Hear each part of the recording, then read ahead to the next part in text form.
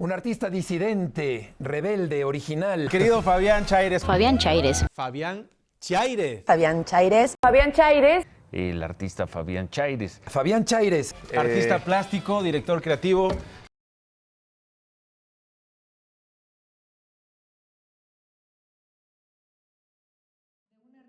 Cuya obra ha desafiado las representaciones convencionales del cuerpo masculino y ha puesto la diversidad sexual y de género en el centro de su propuesta artística. Fabián Chaires. Él es un artista plástico reconocido, y le invito a que use el centro y que lo recibamos con un aplauso. Sus representaciones rompen los estereotipos, visibilidad, cuerpos que han sido históricamente excluidos y rechazados.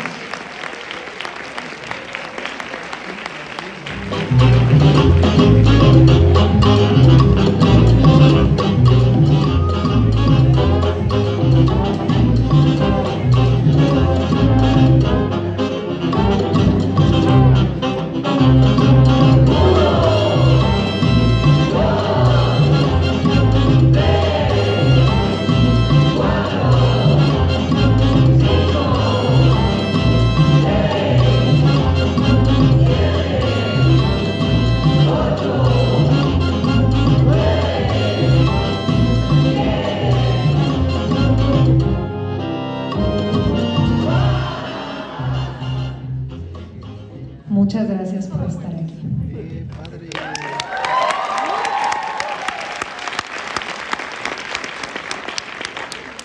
Y si no sirve te paso no te preocupes. A ver. Ahí sí, estamos. creo que ahí estamos. Hola, ¿qué tal, Fat? ¿Cómo están? Mucho gusto, soy Fabián Chaires y muchas gracias por la presentación. Qué honor verte de nuevo. ¿Cómo están? ¿Cómo se están pasando? Estoy un poco nervioso, les voy a confesar, porque hace mucho tiempo vine aquí como un estudiante de artes en Chiapas. Y sobre todo quiero dialogar con ustedes, no quiero que sea como la conferencia habitual, sino sé que hay muchas dudas dentro del quehacer artístico que me gustaría pues ayudarles a responder, ¿no? Estoy con ustedes para compartir mi experiencia y para escuchar todas sus dudas en cuanto al mercado laboral, el proceso creativo, procesos personales, comercialización de arte, que luego no hablamos tanto de eso. Creen que los artistas vivimos del amor al arte o del aplauso, pero no, realmente creo que son cosas que siempre tenemos que tener presentes. Porque es a partir del cuerpo que me afirmo como individuo dentro de este caos que se llama sociedad. Entonces para mí ha sido como muy importante afirmarme a través de estas imágenes, estas pinturas que hago, y sobre todo a partir de mi sexualidad, mis expresiones, ¿no? Que no son tan libres a veces como pensamos, ¿no? Siempre son cuestionadas. Entonces es una forma también de revelarme a través de la afirmación que tengo con la sensualidad y lo erótico. Uy, esa pregunta me encanta.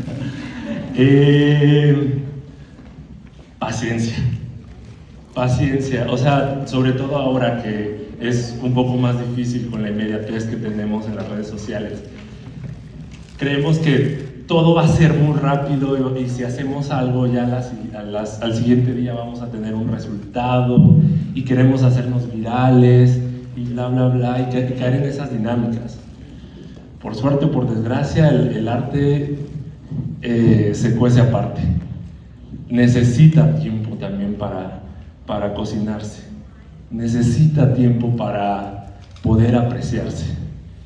Por ejemplo, hay obra mía que hice en 2013 y hasta 7 o más, bueno, no, hasta, ¿qué fue? 16 años después, no, hasta, perdón, a ver, soy artista, ¿no? Bueno, No, más bien, a ver, no. 2013, 14, 15, 16, 17, 18, 19, 6 años después. Tómense su tiempo para pensar las cosas. Aterrícenlo y que su trabajo creativo sea el resultado de esa cosmovisión. Creo que eso es muy importante, ¿no? Sobre todo al momento de abstraer nuestros contextos, ¿no? Yo creo que eso, en mi caso, fue algo que me abrió las posibilidades. En su momento no había muchas cosas que se parecieran a lo que yo estaba haciendo, ¿no? En 2013. Y aún así, o sea, insistí en esa visión que tenía. Y aunque se me cerraron puertas, otra vez, o sea, me decían, eso es muy obvio, como yo, eso es muy, la pintura pues ya, o sea, está caduca, bla, bla, bla.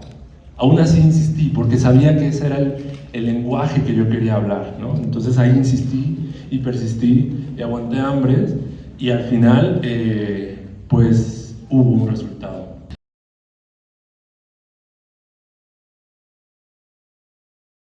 Ha sido algo positivo y negativo a la vez. O sea, positivo porque pues me abrió las puertas a muchas áreas de la sociedad que antes no tenía acceso.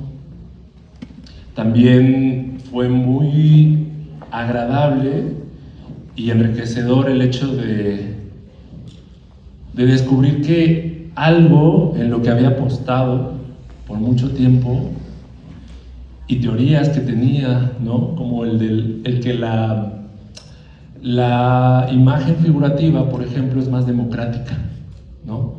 La entiende desde quien es docto en algún tema hasta quien te encuentras a pie en la calle, ¿no? Entonces, ahí encontré como el potencial y por eso aposté bastante por la pintura figurativa. Y qué mejor demostración de que sí funciona lo que sucedió con esa pintura, ¿no? O sea, catapultó mi carrera, aunque ya tenía tiempo atrás que pues venía realizando mi obra, y me ha hecho viajar por el mundo, conocer mucha gente, poder tener un equipo maravilloso con el que pues soporto mi quehacer artístico, pero bueno, también lo negativo fue pues toda la violencia que se suscitó en mi contra. De repente, o sea, fue rarísimo, o sea, como despertar y ver que una obra que habías hecho hace muchos años estaba en boca de millones de personas alrededor del mundo. Fue como despertar de la Matrix, yo creo. Y entonces fue real. O sea, ver que la gente que no conocía en la calle hablaba de mí, es como, te digo, es como un capítulo de Black Mirror o algo así. Y al mismo tiempo tenía mucho miedo, sobre todo porque había muchas amenazas de muerte, ¿no? Y hubo un momento en el que yo dije, tienes que enfrentarte a esto, no le puedes dar la espalda, sobre todo cuando agredieron a quienes defendían mi obra en Bellas Artes, ¿no? Y ahí conecté con las experiencias propias de violencia que yo he vivido estando en Chiapas y aquí también. Entonces dije, tengo que hacer algo, ¿no? Y luchar por esto, y qué mejor que por mi obra. A veces en nuestra búsqueda por encontrarnos como disidencias o como personas que pensamos de cierta forma, encontramos oasis, ¿no? Y qué grande y mejor oasis que la Ciudad de México, ¿no? Donde realmente creo que a veces no es que la gente sea tan abierta, sino más bien es que somos tantos que les importa un comino. Entonces, es muy diferente lo que sucede afuera de esta gran ciudad. O sea, sí hay una relación muy grande con Tuxtla, de donde vengo, porque sí se vive en actitudes racistas, misóginas, machistas, y siempre se aboga por la blanquitud y por lo católico.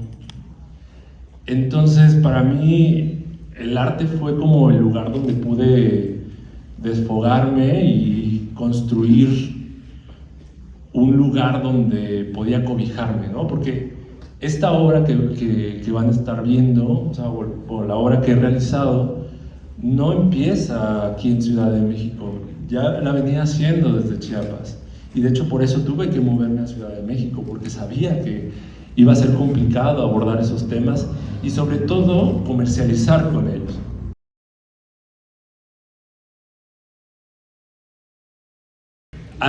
La composición ha sido como la herramienta que me ha dado la posibilidad de de proyectar en el espectador como ciertas ideas, justo lo fálico, por ejemplo, con la Venida del Señor, son estos dos cardenales que están lamiendo un cirio pascual, y justo hacen la composición es centrada, ¿no? Haciendo referencia a las pinturas de la Ascensión de la Virgen, la Ascensión de Cristo, la Asunción de la Virgen y la Ascensión de Cristo, que son dos cosas distintas. Y entonces, o por ejemplo la versión femenina de esa obra, que son dos carmelitas descalzas, dos monjas, y hacen una vulva gigante, ¿no? Entonces, inconsciente o conscientemente, el espectador lee eso, y eso refuerza y ayuda a proyectar todavía con más fuerza el concepto. Entonces me apoyo en ello para fortificar, digamos, mi mensaje, para hacerlo más fuerte. Y eso son cosas que pues, los vemos de todos lados, y yo creo que muchos estamos como consciente o inconscientemente familiarizados con ellos. La publicidad lo usa bastante. Entonces, yo lo uso como para reafirmar mi discurso.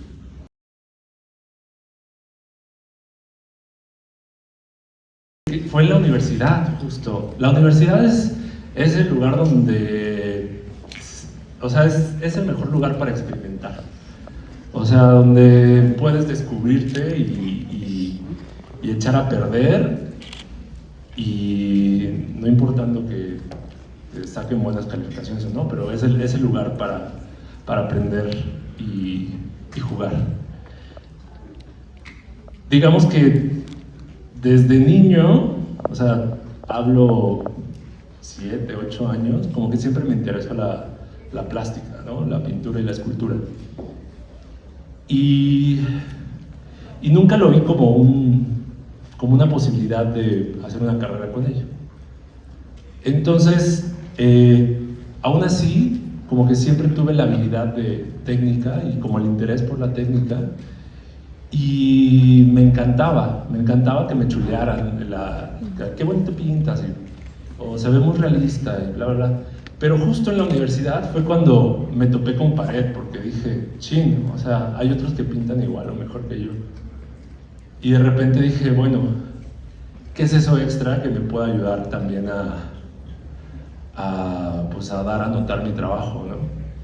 Y pues fue el ejercicio de aterrizar qué era lo que quería decir, ¿no? Y tiene mucho que ver con, digamos, mi vivencia como un chico homosexual, en el que, digamos, se me señalaba por ser amanerado, por ser prieto, ¿no? Y porque no cumplía con los parámetros.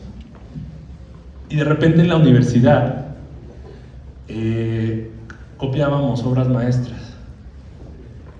Y entonces yo venía de este contexto, y luego en la universidad iba y pintaba como güeyes pues masculinos, mamados, blancos, y de repente dije, no me siento cómodo, y ahí empecé también a chocar con estos digamos, estereotipos, ¿no?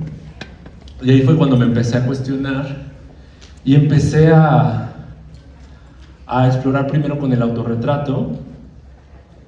Y también un dato curioso, cuando empecé con el autorretrato, porque cuando le pedí en ese momento a otros chicos que posaran en las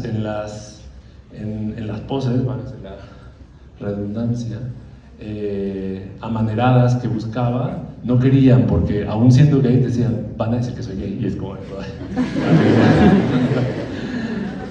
sí, o sea, discreta no eres, ¿verdad? Por ahí dicen, discreta tu mamá, que sabe que eres gay, y dice nada. Hice este ejercicio en su momento, bueno, lo hice con un profesor que me dijo, me dice, mira lo que estás pintando. Me dice, piensa cuántos pintores figurativos hay en el mundo, ¿no? Y así como, no te alcanzan los dedos para contarlos. Después me dijo, ahora checa, piensa en los artistas que pintan al nivel que tú pintas. Y dije, bueno, todavía hay muchos. Ahora, súmale el tema que estás abordando, ¿no? Sobre todo homoerótico. Ahí se empieza a reducir. Ahora, quienes pintan hombres prietos amanerados, ¿no? Y boom, o sea, se redujo más la cifra. Entonces, como ese ejercicio me hizo pensar, bueno, tal vez estoy explorando algo que pocas veces se había explorado, ¿no? Y digo pocas veces porque sí han habido otros, ¿no? Está Javier de la Garza, por ejemplo, Nahum Besenil, ¿no? Pero aún siendo pocos, creo que eso me daba la oportunidad de explorar todavía algo más.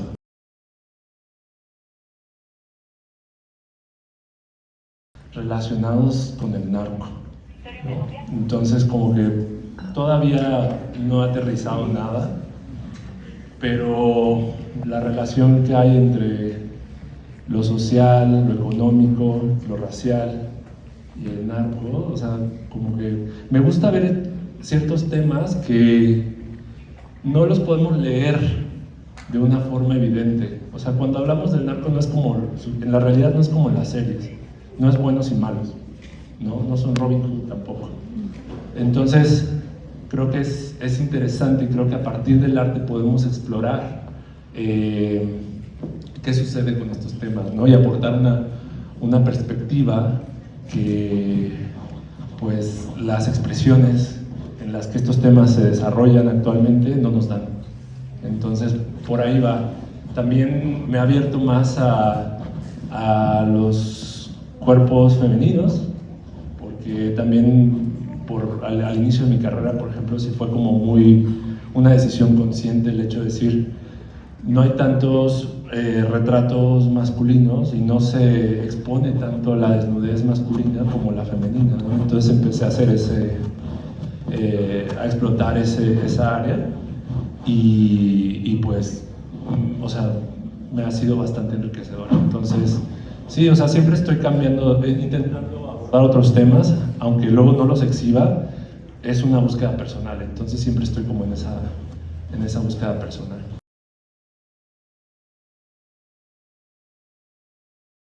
Creo que el reto, de hecho, no ha sido como tanto bajar la idea, sino lo que pasa después con la obra. Porque, por ejemplo, cuando recurro a los desnudos, algunas redes como TikTok me bajan los videos, ¿no? Entonces eso también capta como la proyección de la obra. En lo personal, al momento de ejecutar una idea, recurro como a cosas más inmediatas.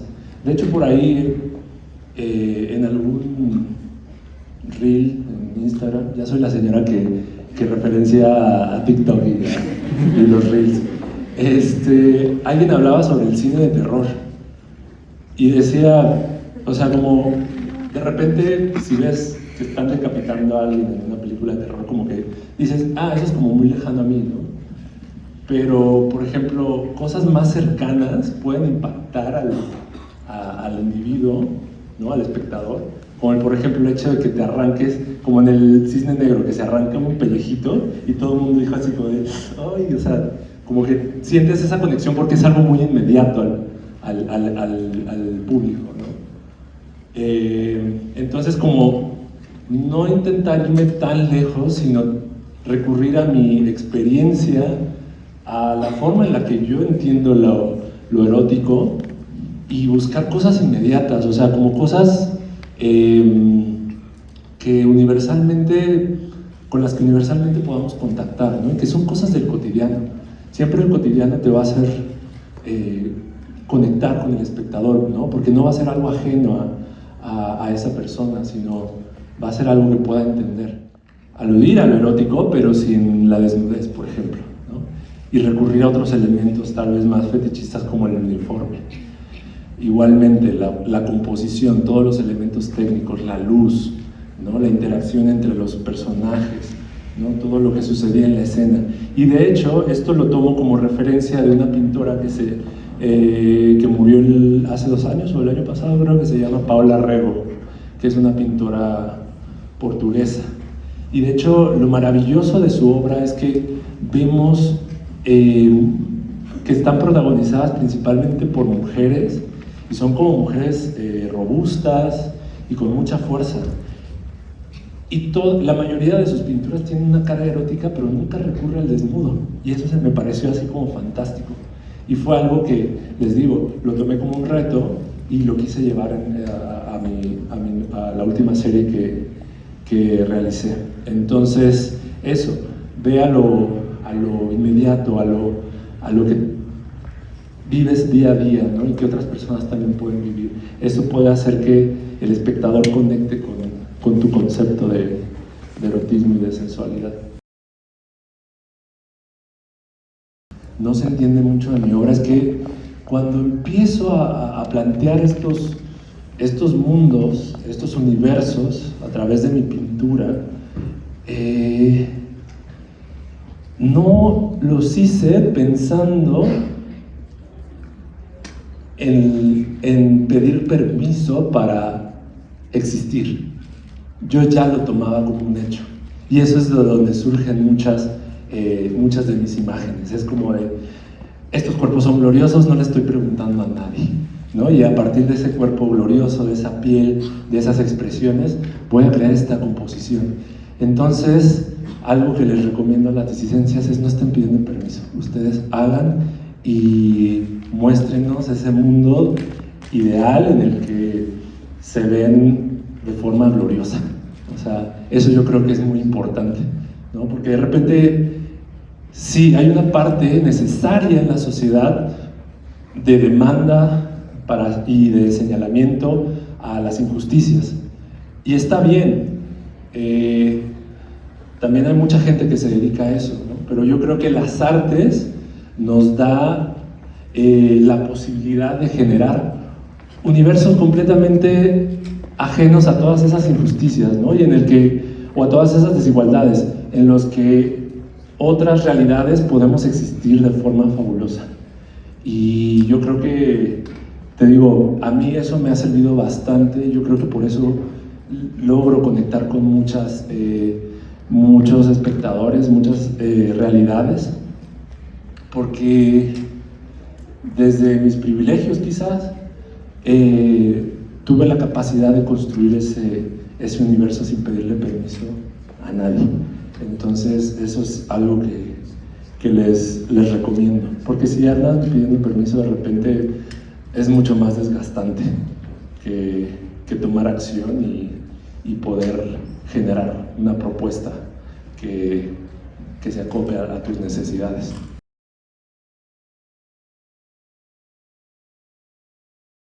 Con respecto a la religión, en particular la religión católica, que fue con la que crecí, me siento en el derecho de opinar sobre ella, al igual que opino sobre el gobierno, ¿no? Porque son instituciones que inciden e influyen en temas públicos y políticos. Entonces creo que me siento con el derecho de abordarlas y cuestionarlas, además de que, pues gracias a ellas también, a la religión católica, pues hubo un momento de mi infancia que la pasé como mal, sobre todo cuando mis papás como que querían ahí meterme, adoctrinarme, y pues no lo lograron, evidentemente, creo. Y entonces, sí, o sea, algo que también hago en mi obra es tomar como figuras de poder o dentro del imaginario del poder y revertirlas. O sea, quien tiene el poder lo vuelvo vulnerable en mi obra, ¿no? Porque difícilmente lo vamos a ver de esa forma en la realidad. Y el arte y la pintura me da esa posibilidad de hacer ese switch, ¿no? Entonces, por ejemplo, en la serie que hice que se llama Las plumas ardiendo al vuelo, que son cardenales y monjas, por ejemplo, está una monja sometiendo a un cardenal, ¿no? Que bueno, los cardenales son quienes tienen como un rango de poder abajito del papa, ¿no? Y siempre son hombres. Y pues inciden bastante en las sociedades. Entonces, o por ejemplo, una monja que le está escupiendo un rosario en la boca a un ángel, ¿no? Y hago referencia a la Anunciación, ¿no? Que la Anunciación es como este pasaje en el que el enviado de Dios dispone del cuerpo de una mujer para recibir al Mesías. Y aquí hago lo inverso, está la mujer disponiendo del cuerpo del enviado de Dios, ¿no? Que es un ángel. Entonces me gusta hacer mucho ese juego y de hecho es algo que hago recurrentemente en mi obra, ¿no? Llevar al personaje ficticio, masculino, poderoso, a lo vulnerable, ¿no? Al área de lo vulnerable y representarlo así. Entonces, al cambiar de lugar algunas cosas, como que de repente el espectador dice, ¿qué está pasando aquí, no? Y creo que puede dar lugar a nuevas narrativas, a reflexiones, ¿no? De lo que está sucediendo a nuestro alrededor. Entonces, por ahí va como un poco relacionado con la religión y un poco con el proceso, pero la investigación siempre ha ido de la mano de mi obra. A veces es más notoria y a veces no tanto.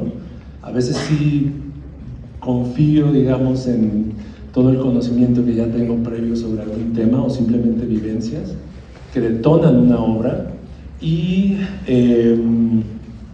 hay veces que sí investigo, ¿no? Por ejemplo, para la serie de La inocencia de las bestias, que va relacionada con el fútbol, ¿no? Estuve investigando, sobre todo leyendo bastante a Rita Segato, que es una investigadora que ha trabajado con temas relacionados con la violencia y la masculinidad.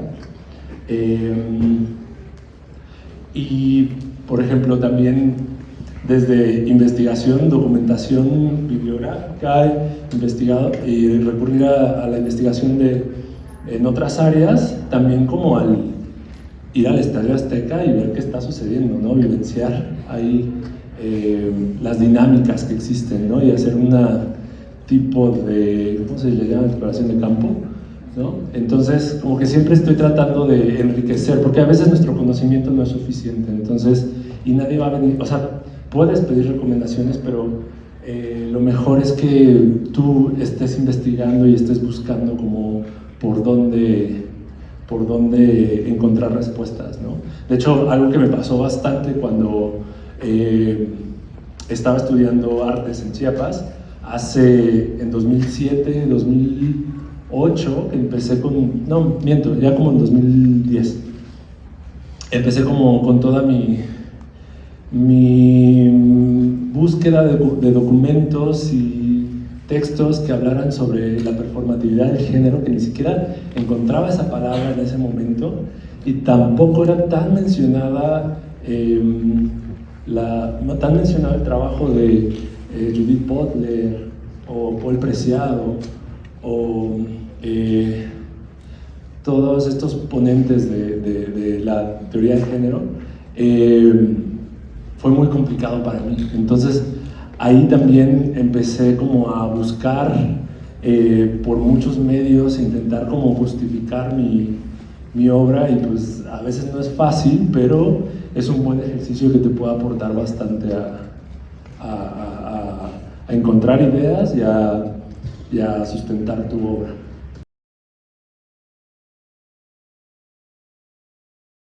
No solo cuestionar a los ídolos, es cuestionar todo, o sea, mantener una postura crítica nos ayudará a encontrar momentos de libertad, o sea, porque lo que no se cuestiona se convierte en un dogma, y eso creo que una y otra vez lo hemos visto en la sociedad, que no trae muchas cosas buenas, ¿no?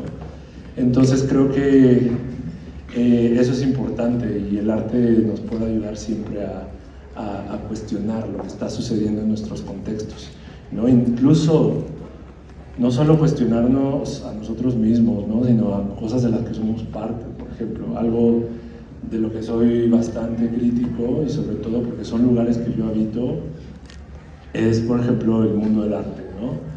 Es, por ejemplo, las disidencias mismas, ¿no? Porque el hecho de estar de acuerdo y coincidir en algunas cosas con otros no nos exime de cometer los mismos vicios y pecados, hablando en términos religiosos. Pero bueno, sí, no nos exime de culpa. Por ejemplo, el hecho de que en algún momento yo haya sido víctima de violencia no me exime de ser victimario también, ¿no? Entonces, a mí me ha servido bastante siempre reflexionar y cuestionar cualquier cosa que se tome como una verdad, ya sea expresiones o íconos o doctrinas, ¿no? O sea, hasta el mismo, te digo, mi misma pintura la estoy cuestionando. Es una reproducción de la placa original de Adolfo Mesías, de una de las imágenes más icónicas de la producción de la Comunidad Academia de San Carlos del 68. Este grabado, que es libertad de expresión, pues se convirtió en el icono de la represión que sufría toda la gente que se atrevía a decir verdades al señor Díaz Ordaz. Y entonces, pues Fabián se atreve a decir verdades, y por eso lo queremos agasajar con este regalo especial. Muchísimas gracias.